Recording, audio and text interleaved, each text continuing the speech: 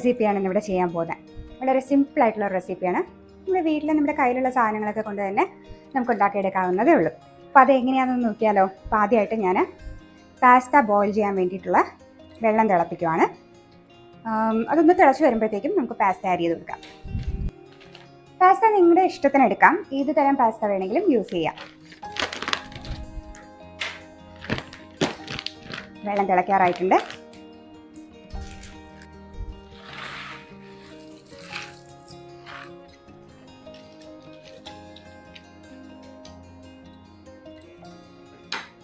ആവശ്യത്തിന് ഉപ്പ് കൂടി ചേർത്ത് കൊടുക്കാം.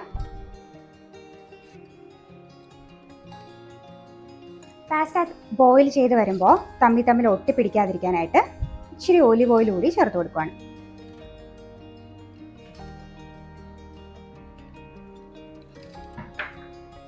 ഒരു 10 മിനിറ്റ് ബോയിൽ ചെയ്താൽ മതിയാവും. അപ്പോഴത്തേക്കും പാസ്ത വെന്ത് കിട്ടും. വിട്ടിരുന്ന് ബോയിൽ ചെയ്യട്ടെ. നമുക്ക് അപ്പോഴത്തേക്കും കുറച്ച് വെജിറ്റബിൾസ് കട്ട് ചെയ്തെടുക്കാം. ചെറിയ പീസസ് ആയിട്ടാണ് ഞാൻ കട്ട് ചെയ്തെടുക്കുന്നത്.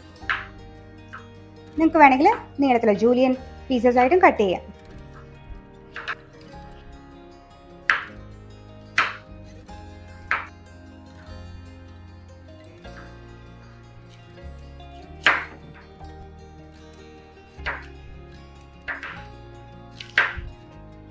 പാസ്ത നല്ലോണം വെന്ത് കിട്ടിയിട്ടുണ്ട്.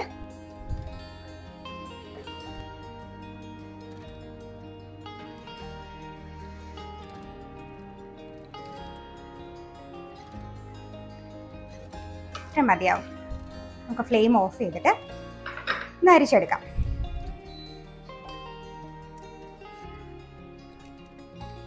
ഇനി നമുക്ക് പാസ്തയിൽ ചേർക്കേണ്ട വെജിറ്റബിൾസ് കുക്ക് ചെയ്തെടുക്കാം. അപ്പം അതിനായിട്ട് ഇച്ചിരി ഒലിവ് ഓയിൽ ചേർത്ത് കൊടുക്കുകയാണ്.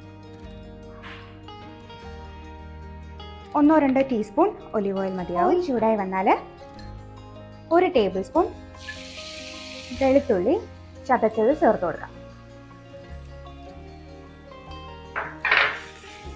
വെളുത്തുള്ളിയുടെ പച്ചമണമൊക്കെ ഒന്ന് മാറി ചെറുതായി ഒരു ബ്രൗൺ കളർ ആകുന്നവരെ ഒന്ന് വഴറ്റി കൊടുക്കണം. പാസ്തയുടെ ഫ്ലേവർ എന്ന് പറയുന്നത് തന്നെ ഗാർലിക്കാണ്. നമുക്കിനി ഇതിലേക്ക് വെജിറ്റബിൾസ് ചേർത്ത് കൊടുക്കാം. ക്യാരറ്റാണ് ഞാൻ ആദ്യം ചേർത്ത് കൊടുക്കുന്നത്.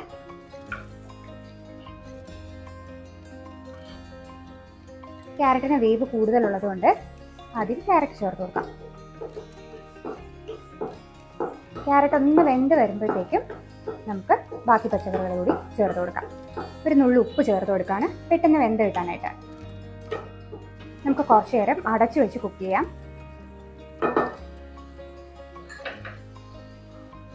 ക്യാരറ്റ് നല്ലോണം ഒന്ന് കുക്കായി കിട്ടിയിട്ടുണ്ട്. ഇനി നമുക്ക് ടൊമാറ്റോയും ക്യാപ്സിക്കവും കൂടി ചേർത്ത് കൊടുക്കാം.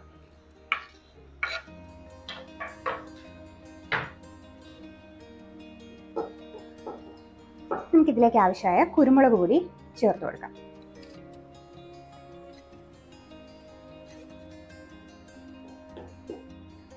ഒരു നുള്ള് ഉപ്പ് കൂടി ചേർത്ത് കൊടുക്കാം.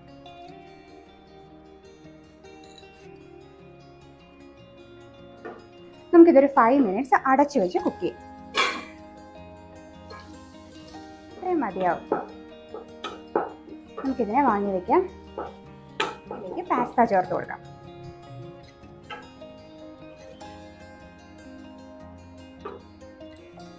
നിങ്ങൾക്കിതിൽ ഇഷ്ടമുള്ള ഏത് പച്ചക്കറിയും ചേർത്ത് കൊടുക്കാം. ഗ്രീൻ പീസ് ഉണ്ടെങ്കിൽ ചേർക്കാം. നിങ്ങളുടെ കയ്യിൽ ഉള്ള ഏത് പച്ചക്കറിയും ചേർത്ത് കൊടുക്കാം. ഉപ്പൊന്ന് നോക്കാം.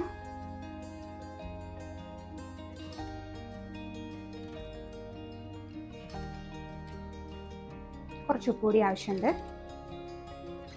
നമുക്കിനി പാസ്തയിലേക്ക് വേണ്ടുന്ന വൈറ്റ് സോസ് കുക്ക് ചെയ്യാം. അതിനായിട്ട് 2 ടേബിൾ സ്പൂൺ ബട്ടർ ചേർത്ത് കൊടുക്കാം. ഇതിലേക്ക് 1 കപ്പ് പാല് ചേർത്ത് കൊടുക്കാം.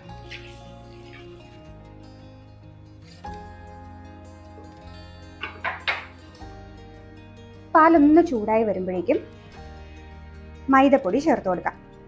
2 ടേബിൾ സ്പൂണാണ് അളവ്. 2 ടേബിൾ സ്പൂൺ മൈദ ചേർത്ത് കൊടുക്കാം. നിർത്താതെ ഇളക്കി കൊടുക്കണം. ലോ ഫ്ലെയിമിൽ വെച്ചിട്ട് ഇളക്കി കൊടുക്കണം. ഒന്ന് കുറുകി വരും. ഒരു സോസിൻ്റെ പാകമാകുമ്പോഴത്തേക്കും നമുക്ക് ഇറക്കാം. ഇതിലേക്ക് ആവശ്യത്തിന് ചില്ലി ഫ്ലേക്സ് കൂടി ചേർത്ത് കൊടുക്കാം. 2 ടീസ്പൂൺ ചില്ലി ഫ്ലേക്സ് ഞാൻ ചേർത്ത് കൊടുക്കുന്നുണ്ട്. പെപ്പർ പൗഡർ കൂടി ചേർത്ത് കൊടുക്കുന്നുണ്ട്. നിങ്ങൾക്ക് വേണമെങ്കിൽ വൈറ്റ് പെപ്പർ പൗഡറും ചേർത്ത് കൊടുക്കാം. പാസ്തയിലേക്ക് ചേർത്ത് കൊടുക്കാം.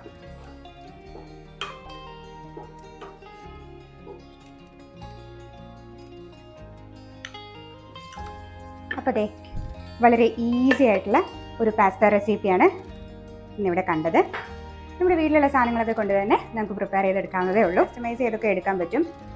ചിക്കൻ വേണമെങ്കിൽ ചിക്കൻ ചേർക്കാം, അല്ലെങ്കിൽ വേറെ വെജിറ്റബിൾസ്, ഇപ്പോൾ ഞാൻ പറഞ്ഞല്ലോ ഗ്രീൻ പീസോ, നിങ്ങളുടെ കയ്യിൽ എന്ത് വെജിറ്റബിൾസ് ഉണ്ടെങ്കിലും കോളിഫ്ലവറോ പൊട്ടേറ്റോ ഒക്കെ ചേർത്ത് കൊടുക്കാം. ട്രൈ ചെയ്ത് നോക്കണം കേട്ടോ. Thank you.